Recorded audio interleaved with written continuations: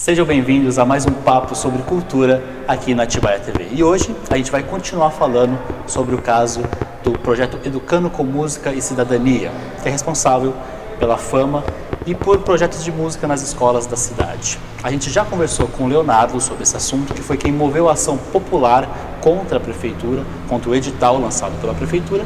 E hoje a gente está aqui para ouvir o outro lado dessa história, a Prefeitura de Atibaia, representada aqui pela Viviane Coco, que é secretária de Cultura e Eventos da cidade. Viviane, muito obrigado pela sua presença, pela sua participação com a gente. Obrigada a vocês, pelo espaço. Uma boa tarde a todos e estou à disposição para a gente esclarecer essa história. Vamos lá, então vamos começar esclarecendo sobre essas tais irregularidades.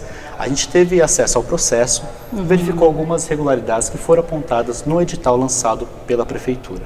Dentre essas irregularidades, a gente observou que não houve uma divulgação que precisava ter para esse edital, não houve o aviso ao Conselho Municipal de Cultura e também algumas restrições que eram contra a lei prevista para esse tipo de edital. Gostaria que você comentasse então um pouco sobre essas acusações, se elas procedem, colocasse para a gente sobre esse assunto. Eu acho que em primeiro lugar a gente não pode ainda falar de irregularidades, sendo que o processo não foi julgado, Então houve uma ação popular, no caso o autor da ação entendeu que existia irregularidades, o MP acatou alguns apontamentos, mas isso tudo ainda está no processo, tanto que a suspensão aconteceu via liminar, foi uma suspensão temporária, digamos assim.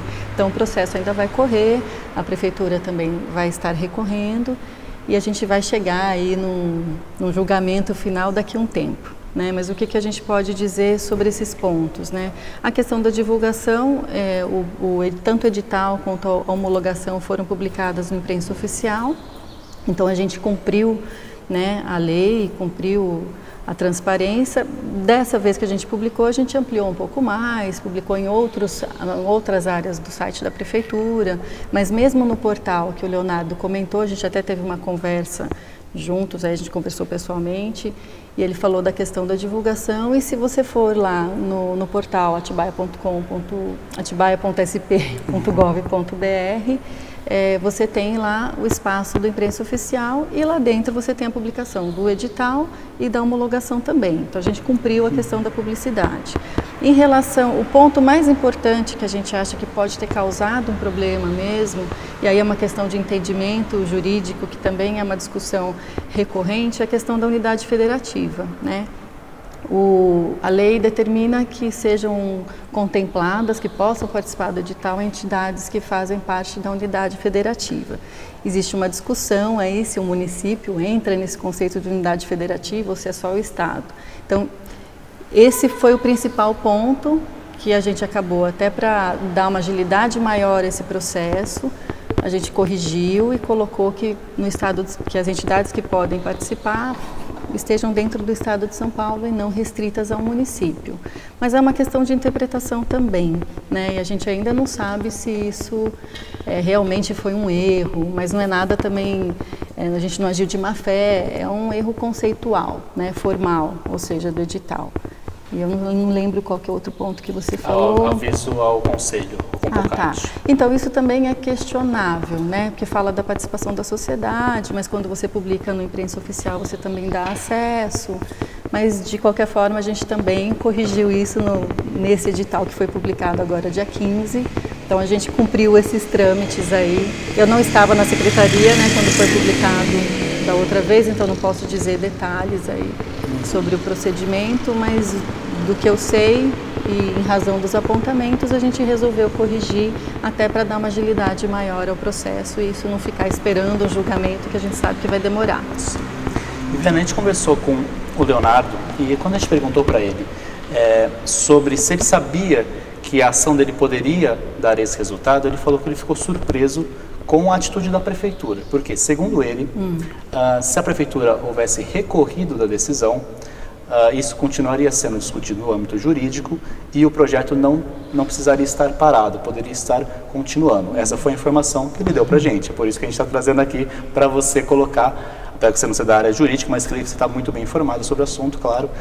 Então, gostaria que você colocasse para a gente sobre essa estratégia da prefeitura com essa liminar que foi colocada. Na verdade, assim, a prefeitura não recorreu ainda porque o prazo nem começou a correr, né? Então, hoje mesmo, até antes da gente se encontrar aqui, eu de novo atualizei a informação com a Secretaria de Assuntos Jurídicos e eles me falaram exatamente isso. Viane, só vai começar a correr o prazo quando todas as citações, as pessoas envolvidas forem citadas. Isso ainda esse processo ainda não foi concluído.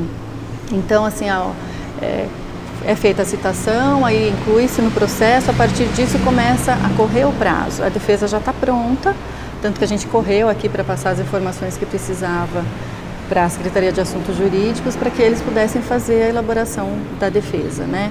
Mas eu acho que o Leonardo não tinha noção do que era o próprio projeto, né? De quantas pessoas estavam envolvidas, quantas crianças, quantos jovens. E é lógico que uma ação popular pode acontecer isso, porque a gente entende que o judiciário toma uma medida dessa de suspensão até como precaução. Isso é comum, né? No campo jurídico. Não que existe irregularidade. Na dúvida, vamos suspender para a gente analisar. É dessa forma que a gente entende que aconteceu, né? Vamos analisar, vamos suspender até que a gente analise.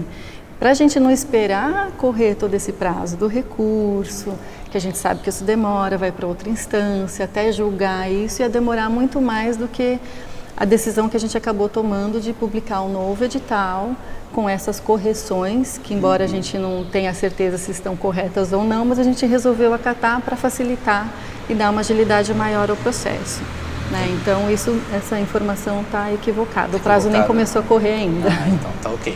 A gente não perderia isso de jeito nenhum, né? Viviane, vocês estão trabalhando já com uma perspectiva para a volta do projeto em atividade? Sim, foi justamente por isso que a gente fez essas correções e resolveu publicar um novo edital, ao invés de esperar o julgamento do processo, né, todo esse prazo do recurso. A gente publicou dia 15 de março e a previsão, se tudo correr bem, se não tiver mais nenhuma liminar aí, a gente consegue iniciar as atividades ainda em abril, no mês de abril, então tá na já. Segunda quinzena, sim. Que ótimo. Existe uma expectativa grande para que esse projeto retorne logo. E nesse momento, nesse período que ele ficou parado, qual foi a assistência que a Prefeitura deu, tanto para esses alunos que ficaram sem aula, os pais e também os profissionais que atuam lá? A gente não tem como dar nenhuma assistência sem o convênio, né? Então, assim, existiu até um período que o convênio, ele teve uma validade no mês de janeiro e alguns dias de fevereiro, porque a ação chegou depois disso, né? Então, o convênio começou a acontecer e parou. Então, esse prazo foram efetuados os pagamentos, né, referente aos trabalhos, e a gente, logo que recebeu a ação, avisou a entidade que teria que parar com as atividades, porque a gente não teria como repassar o recurso.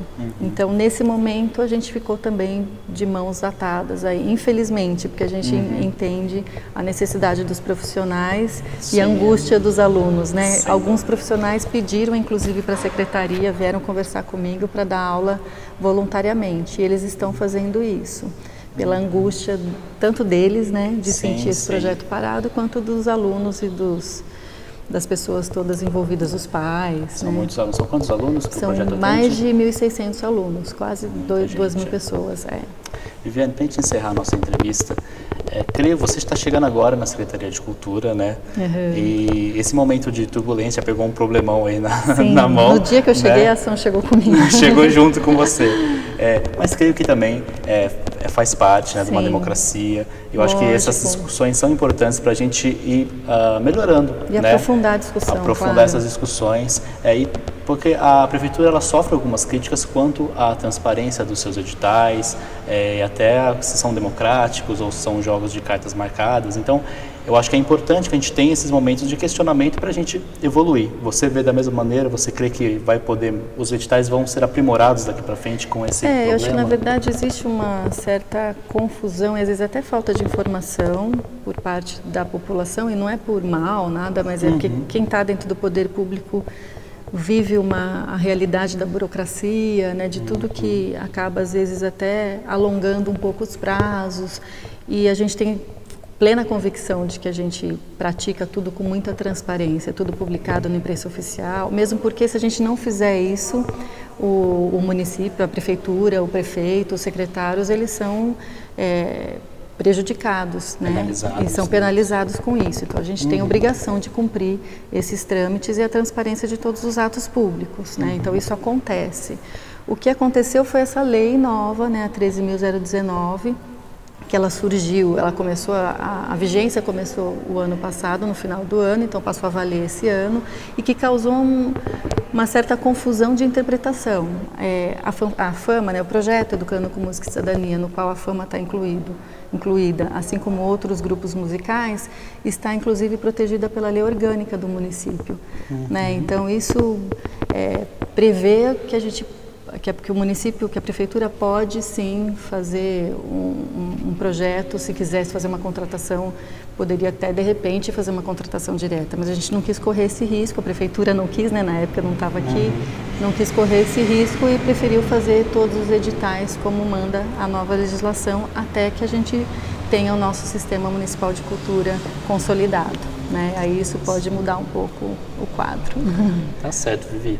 Muito obrigado pela sua participação. Você quer deixar um recado para o pessoal aí que está ansioso pela volta da fama, para finalizar? Sim, eu acho que assim como vocês, né, a prefeitura também tem uma angústia, né, ficou muito triste com essa situação.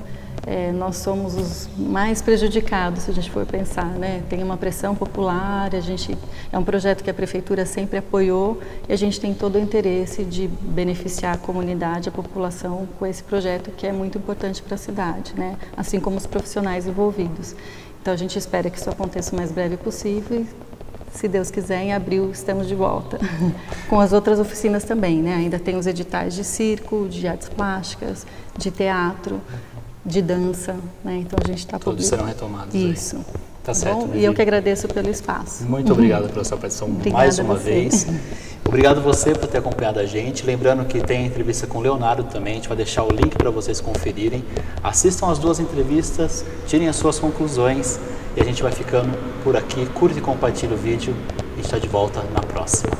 Valeu!